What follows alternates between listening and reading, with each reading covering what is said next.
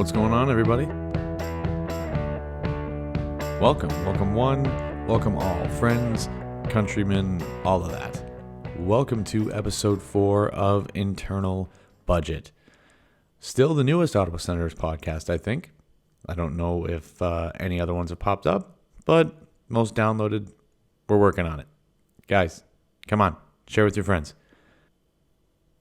As always, I'm Brandon Maki, staff writer for silver7sens.com and one of the unfortunate souls covering the Ottawa Senators.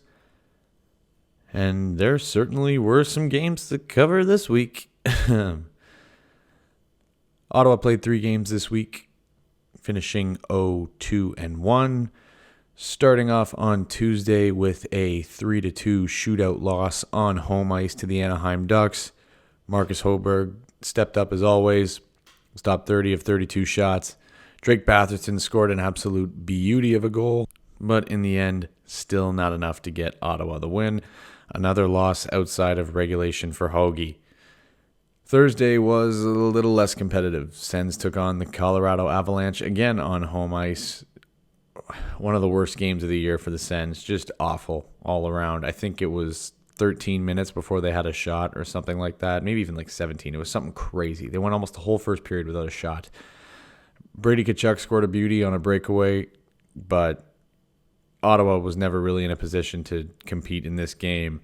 Routed 4-1 by Colorado. And Saturday, Hockey Day in Canada. Oh boy. Ottawa was in Winnipeg, as if being in Winnipeg, Manitoba wasn't horrible enough. Patrick Laine scored a hat trick. Craig Anderson was pulled after 2 periods, and Ottawa fell 5-2. Hey, Mikkel Bodker goal, though. That's something. And now that that whole calamity is out of the way, let's jump right into things here for episode 4. Scott Wheeler, he's a writer for The Athletic, an NHL writer. And over the last couple of weeks, he's been ranking NHL teams based on their prospect pools. So who has the best, most talented, deepest prospect pools all across the NHL. Ottawa came in 7th. They finished 7th overall. He said he was high on at least a dozen Senators prospects, but they don't really have any elite star level players. No real franchise-altering guys. And I think that's fair. The way he did his ranking was interesting. He essentially tiered it. So it goes high-end guys that project to be high-end guys that project to be middle lineup players, guys that project to be depth players, and the long shots, the guys who may or may not make it at all.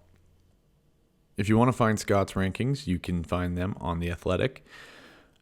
The Athletic gets a lot of crap, man, but I signed up for it a little while ago, and honestly, it's money well spent. I really enjoy it. There's some really cool content on there. Regardless, I won't waste all your time regurgitating Scott's rankings. I figured I'd just give you my own, which are probably a lot worse and more likely to piss you off. Let's start right from the top, or the bottom, should we say. So I'm going to rank Ottawa's prospects from 20 on down. We'll go long shots, we'll go depth, we'll go middle of the pack, and then we'll go the upper tier players. Starting at number 20, Mark Kastelik. Number 19, Angus Crookshank. Number 18, Jonathan Davidson. Number 17, forgive my awful pronunciation, Maxence Gwinnett. And number 16, Johnny Tyconic.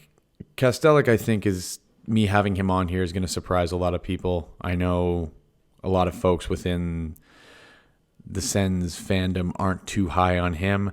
I like him. I like his size. I like his goal-scoring ability. He is an overager in the WHL right now. I see him as kind of a fourth-line guy, maybe with a Zach Smith ceiling at most. I think he could end up being a good guy to have in that bottom 6. Good physical presence, maybe chip in with some secondary scoring. Skating would be something he needs to work on, but I could see it happening. Tyconic, I like him a lot. He was kind of a fringe guy for me here, whether or not I was going to put him in the long shots or the depth side. He's in tough on the left side of the ice, though, man. Ottawa has some really, really good players on the left side. When you talk about Thomas Chabot, you talk about Christian Wolanin, you talk about Eric Brandstrom. It's going to be hard. It's going to be hard to make it in that spot. And even on the right side, they've got guys like JBD coming up, Lassie Thompson, Brandstrom can even play the right side if they need him to, Dylan DeMelo. So he's going to have to do something within the next couple of years to really separate him from some of Ottawa's other prospects. But all in all, it's going to be tough for him. We left Max Lajoie off this list just because I haven't seen quite enough from him this year. I think he was the 7th defenseman in Belleville the other night. I still think there's a future for him there possibly, but he needs to pick things up. Moving right along, let's go into the depth players. At number 15, Mads Søgaard. Number 14, Jonathan Gruden. Number 13, Philip Gustafsson. And number 12, your double dose of Phillips with Philip Schlappick. Look, I like both goalies, but the fact of the matter is the Sens have a lot of depth between the pipes right now. Hogberg, Decord, Gustafsson, Søgaard, Mandolese is rumored to be signing soon.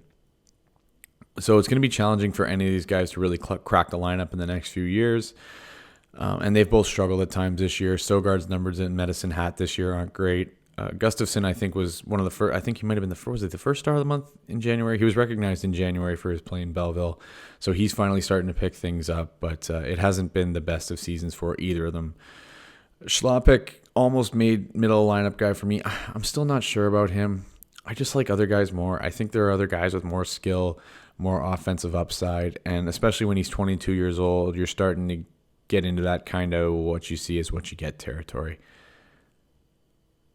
So moving into the middle of the lineup, these are guys who I see as third liners. So sorry, the guys closer to the bottom here are my kind of third line guys that I project. Guys higher up are the kind of second liners. That's how I see it going. I probably didn't phrase that well at all, but I trust you're smart enough to figure it out. Number 11, Joey Decord. Number 10, Vitaly Abramov. Number 9, Rudy Balcers. Number 8, Shane Pinto. Number 7, Josh Norris. Number 6, Alex Formenton. And number 5, Logan Brown. Norris and Formenton was kind of a toss-up for me. I love them both, but I gave the edge to Formenton because I think his skating is a little further along. Norris is having an amazing season. We'll get to him a little later. Brown has all the makings of a first liner.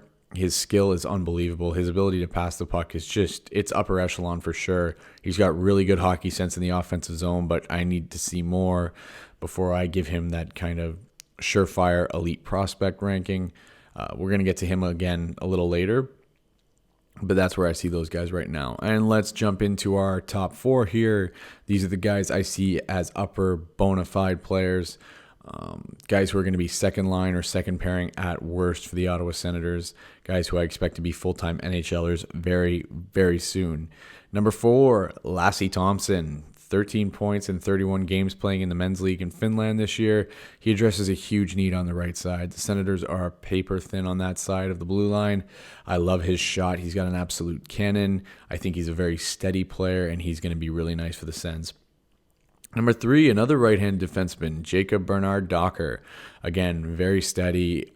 He plays with a bit of a physical side, but some really nice offensive touch as well. You're kind of prototypical two-way defenseman, especially in today's game. I really liked what I saw from JBD at the World Juniors. I think Ottawa got a great pick here, probably got a steal here. Number 2, Eric Brandstrom. He's posting Carlson-esque numbers in Belleville right now. Obviously, I'm referring to the numbers Carlson did in Belleville, or Binghamton as it was at the time. His skating is elite.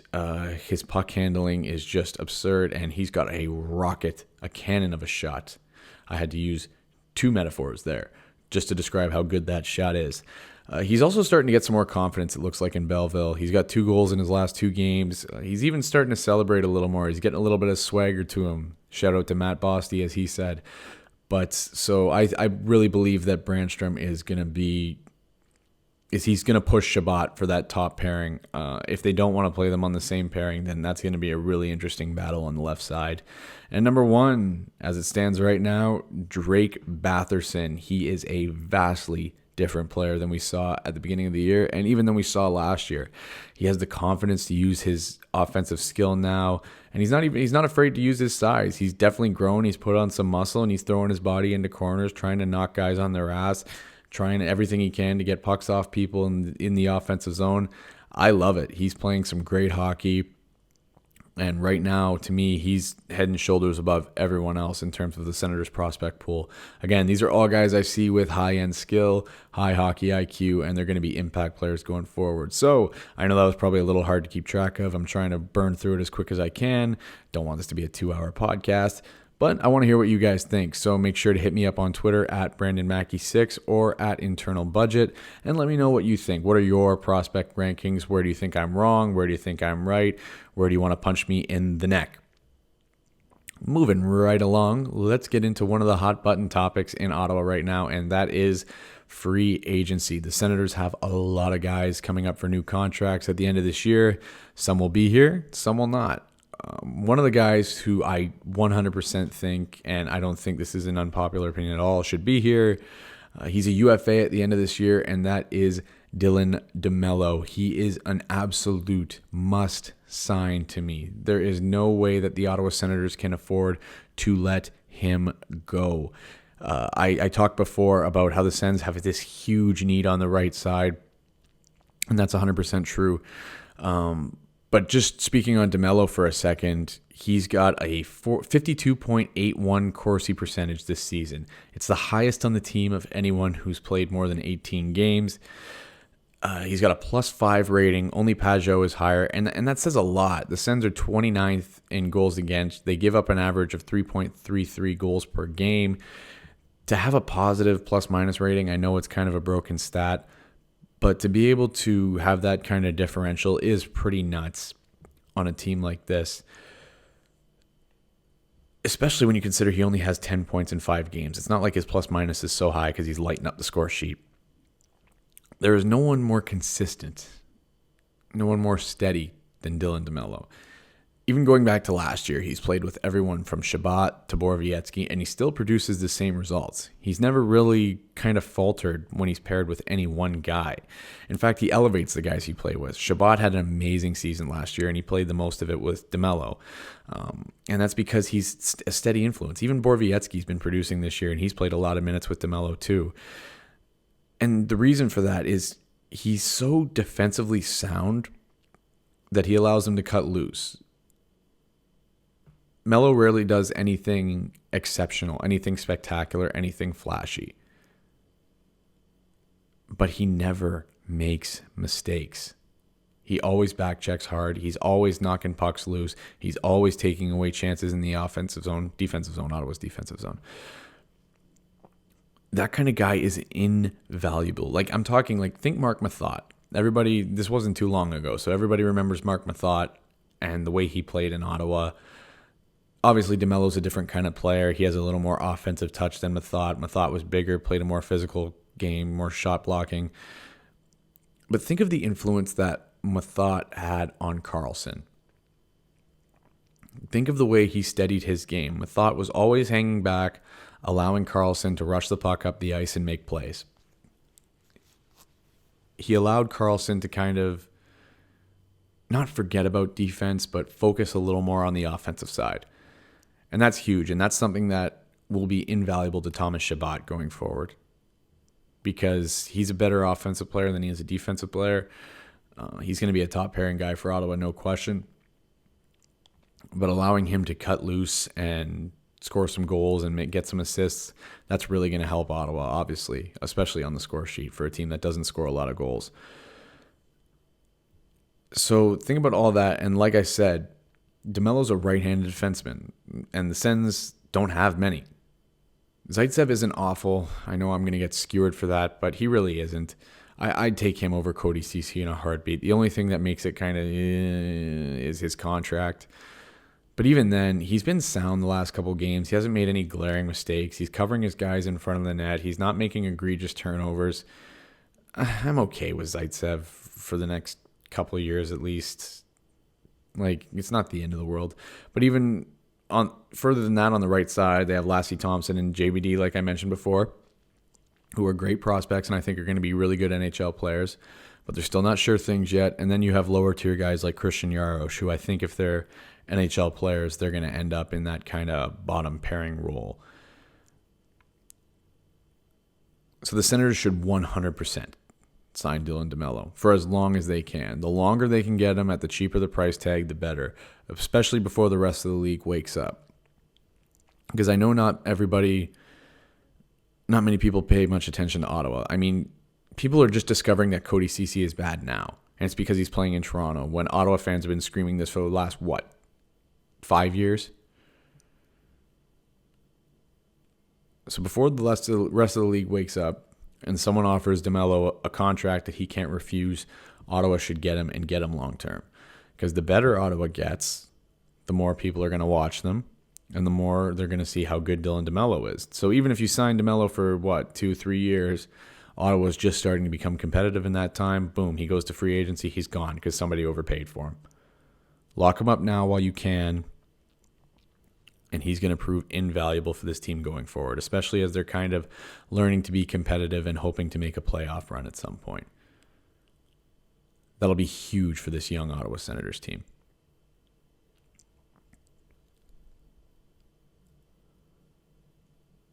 Speaking of young Ottawa Senators, we're going to get right back to it. We're going to get to another look at Belleville, and we're going to talk about Logan Brown. There was a bit of an interesting storyline this weekend. Brown left Friday's game against the Marlies in the second period. He didn't return. There was some speculation if he was going to get suspended earlier in the week, but that's neither here nor there. Frankly, he should have been suspended. I digress. Before Saturday's game against Laval, Troy Mann announced that Brown had been battling a hand injury for, quote, a few weeks, end quote. And he pulled himself in the Marlies game when he felt like he could no longer contribute. So that means Brown has been dealing with a bad hand for, if they're saying a few weeks, I'm willing to bet it's been around a month at least that Brown has had this hand issue. And Troy Mann said he'd been having a harder and harder time handling the puck, so passing, shooting, all that. But Logan Brown was on a 10-game point streak going into this contest against the Marlies. 10 games. So he's had this injury that has been bugging him for this period of time, and he's still producing at this level. That's nuts. I know it's the AHL. I know it's not the NHL.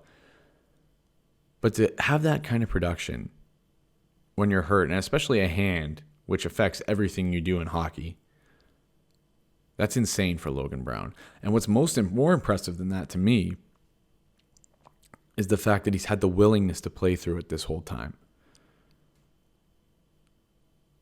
I can only imagine what kind of agony your hand's in when it's gripping your stick. You're probably getting slashed on it, getting in scrums, pushing, punching with it. And then you got to pass, you got to shoot, you got to stick handle. That's a different level of pain, man. I broke my hand in my second year playing football at U of T, and I practiced it with it for a month, and oh my God, I was just miserable. I was just in pain all the time, just in this constant ache and sharp pain in my hand. It was awful.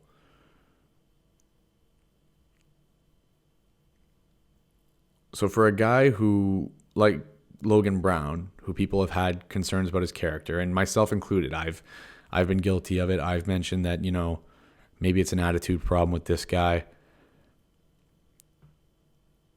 This is a really good thing to hear. It's really nice to hear that he's so committed to his team that he's willing to put his body on the line. Because that's leadership. I know a lot of people don't like the notion of athletes playing through injuries for the boys or whatever. But the fact that a guy like this is willing to do it, that bodes well for him. It bodes well for his character, and it bodes well for his future. It shows a positive development on and off the ice. Obviously on because he's putting up so many points, and off because he seems like he's maturing and he wants to help his team win. So Logan Brown, kudos to you, my man. Belleville obviously has a few days off, so use those to rest up, and hopefully you're back soon. So I don't know what to kind of call this segment now. Last week, I answered some of your questions and comments, just things you guys wanted me to address. I really like doing it. I don't know if I wanted to call it Maki's mailbag or something like that. Hey, that's actually not bad.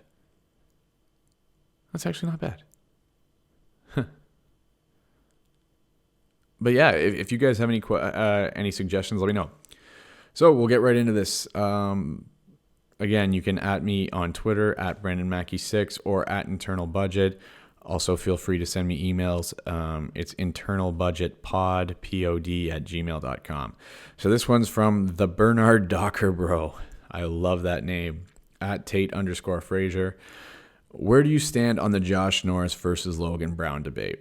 Also, which draft prospects have you been picturing as future Senators? This is a tough one.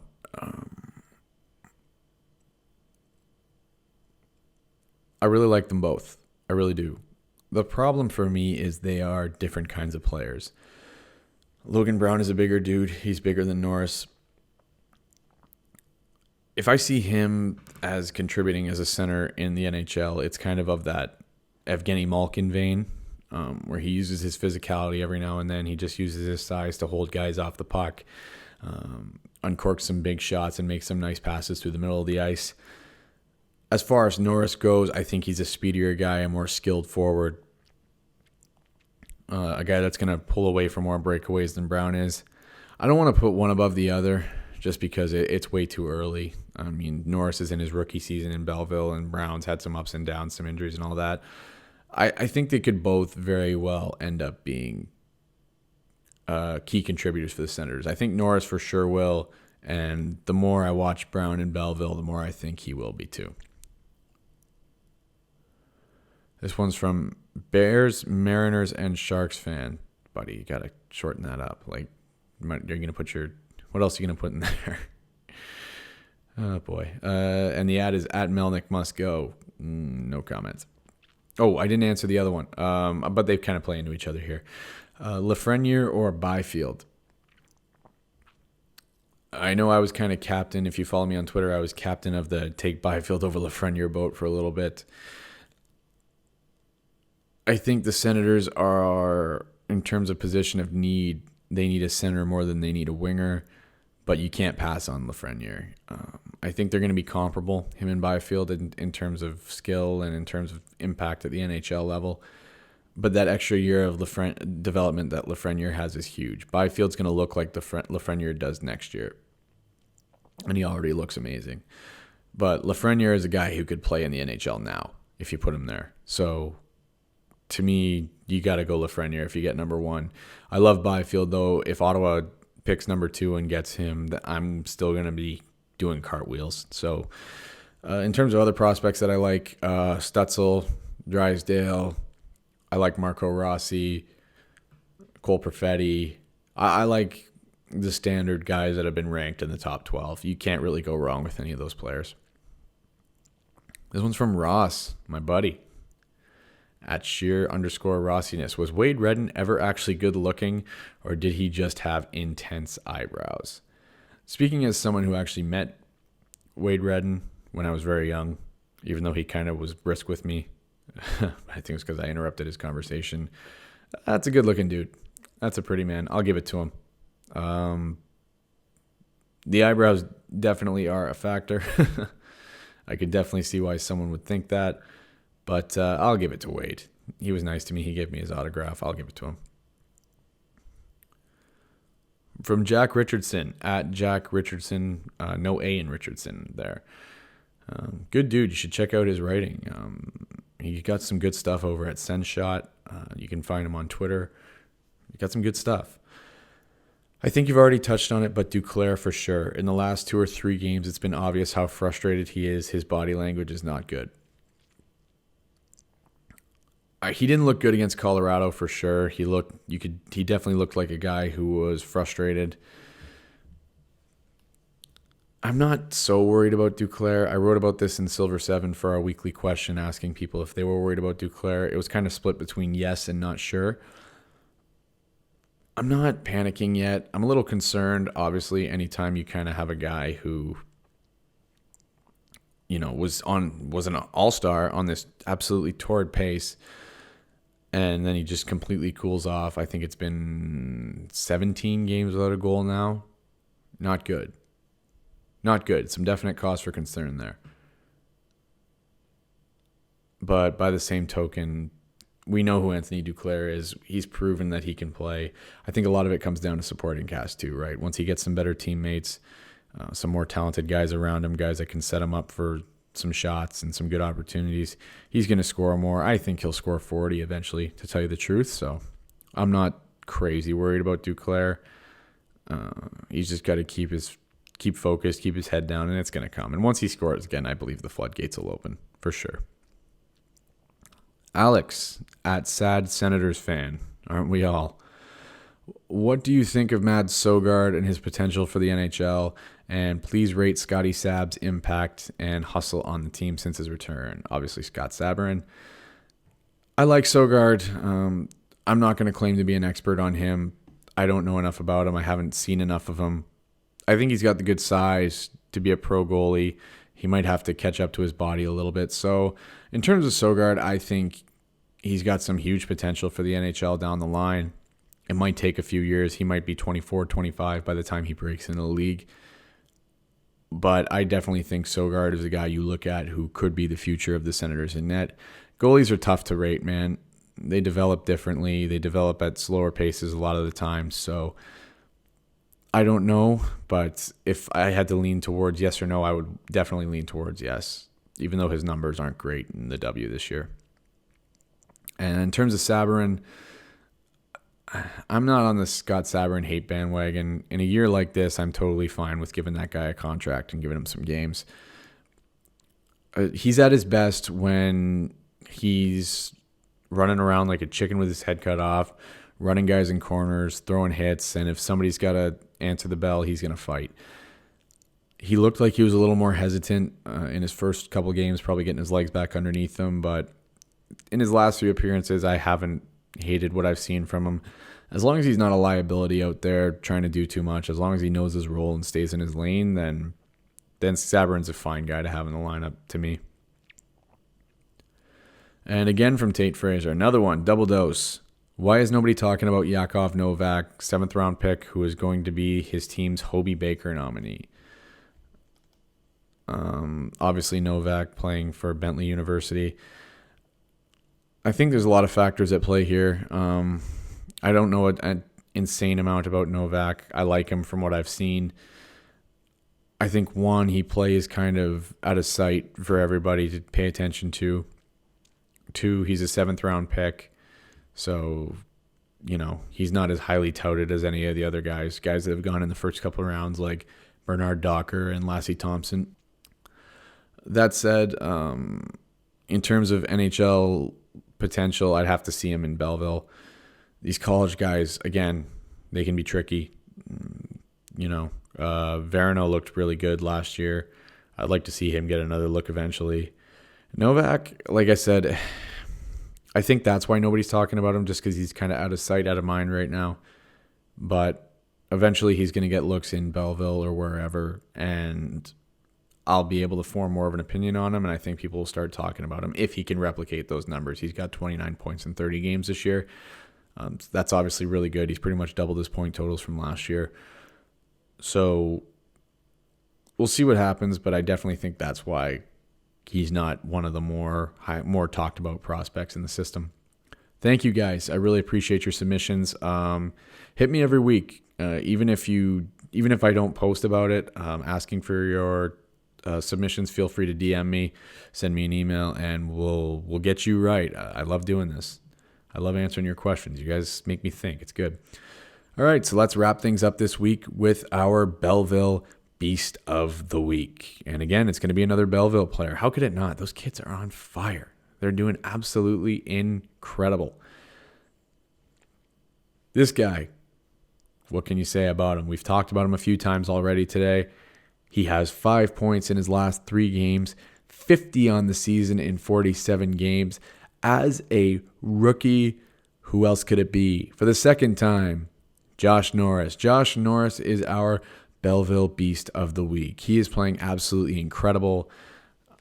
I had high expectations of him just because I saw the skill he had when he was playing at Michigan, but I don't think there was anybody that expected this kind of season from Norris in his first year, 50 points in 47 games. That's just absurd. Here's to hoping he can keep it up. I'd really like to see him get a look in Ottawa at some point just to kind of see what he's made of.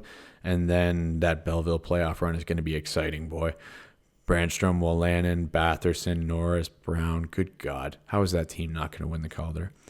Anyway, before I get ahead of myself, thank you guys so much for listening to episode 4 of Internal Budget. Whatever platform you're on, as usual, be sure to like, subscribe, and share with your friends. You got friends, you like them, send them my podcast.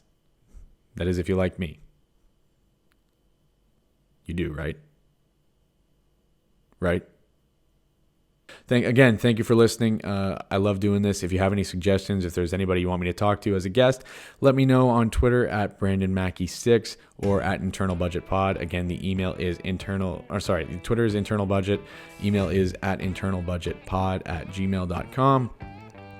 And this is going to be us signing off for episode 4. Check out more of my writing at silver7sens.com, and I will see you guys next week. Hopefully we get at least one win this week, unless your team tank. Take care, guys.